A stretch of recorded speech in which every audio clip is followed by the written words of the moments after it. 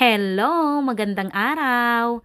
Sa video natin na ito ay mag-a-add tayo ng dissimilar fractions o yung fractions na magkaiba yung denominators.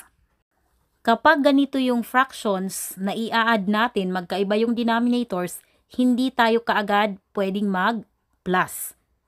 Ang kailangan natin munang gawin ay gawing pareho yung kanilang denominators. Kukunin natin yung least common denominator o LCD at kukunin ang equivalent fractions. Okay, tingnan natin itong unang halimbawa. Ang denominators ay 4 and 6. Kukunin natin ang least common multiple o LCM ng 4 and 6 at yun ang magiging LCD o least common denominator. Sa pagkuha ng LCD, pwede tayong gumamit ng listing method, prime factorization, o continuous division. At ang gagamitin natin dito ay continuous division.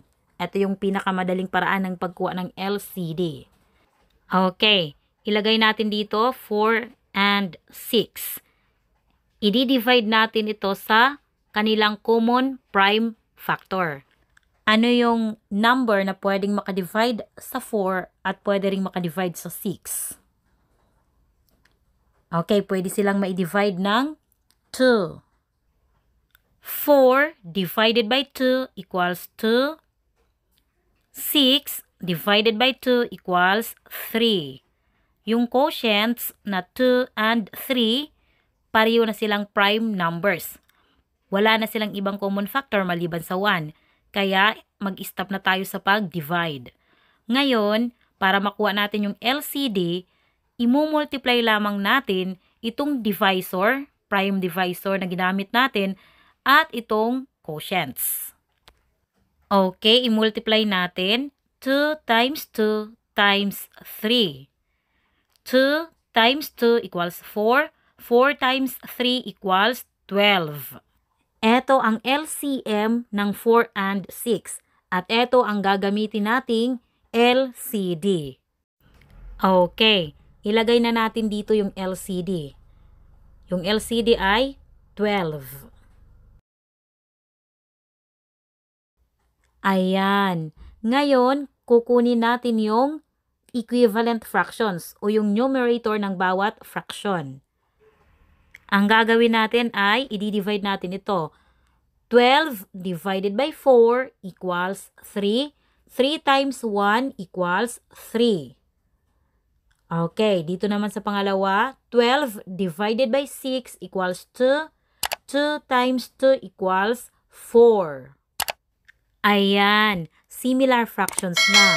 Pareho na yung denominators. Kaya, pwede na tayong mag-add.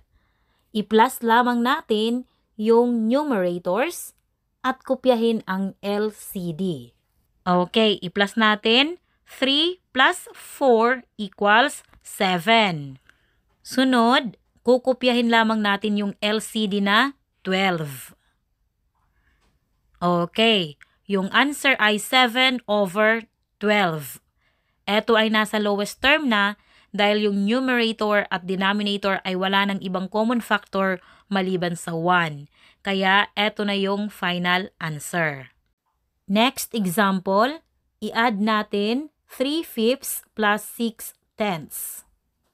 Magkaiba yung kanilang denominators kaya hindi tayo pwedeng mag-plus kaagad. Ang gagawin muna natin ay kukunin natin yung LCD at i-change sa similar fractions. Okay, tingnan natin yung denominators 5 and 10. Ngayon, para makuha natin kaagad yung LCD, titingnan natin yung mataas na number, yung 10, kung pwede siyang ma-divide ng mababang number na 5.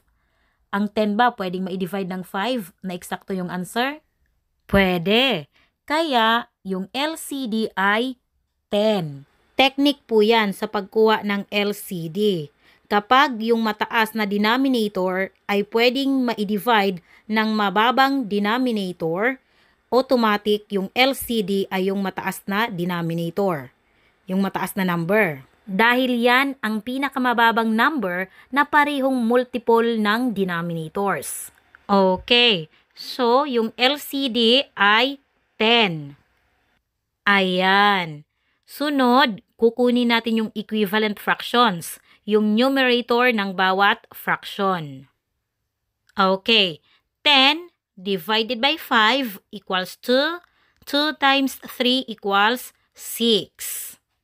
Dito naman, 10 divided by 10 equals 1.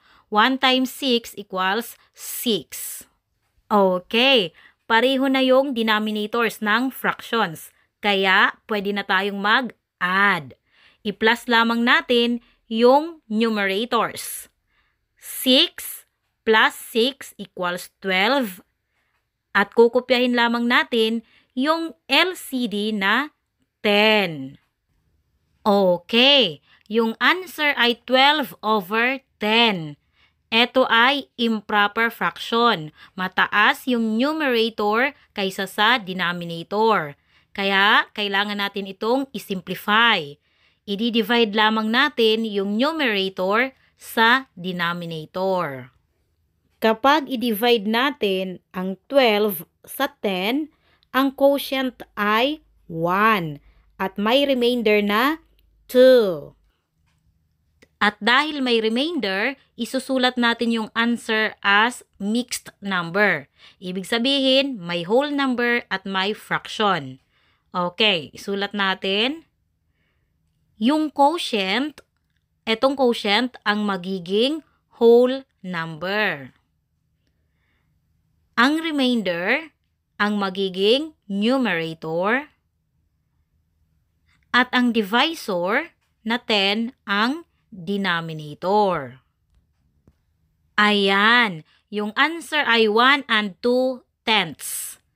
Itong 2/10, pwede pa itong ma-reduce sa lowest term kasi yung numerator at denominator parehong even number. Ibig sabihin, meron silang GCF o greatest common factor. Merong number na pwedeng makadivide sa kanilang dalawa. Kaya, i-divide pa natin sila. Okay, ano yung number na pwedeng makadivide sa 2 at pwede rin makadivide sa 10? Pwede silang ma-divide ng 2. Yan ang kanilang GCF. Okay, i-divide natin. Itong whole number na 1, kukopyahin lamang natin ito. 1. At i-divide natin. 2 divided by 2 equals 1. I-divide din natin yung denominator. 10 divided by 2 equals 5. Okay. Yung answer ay 1 and 1/5.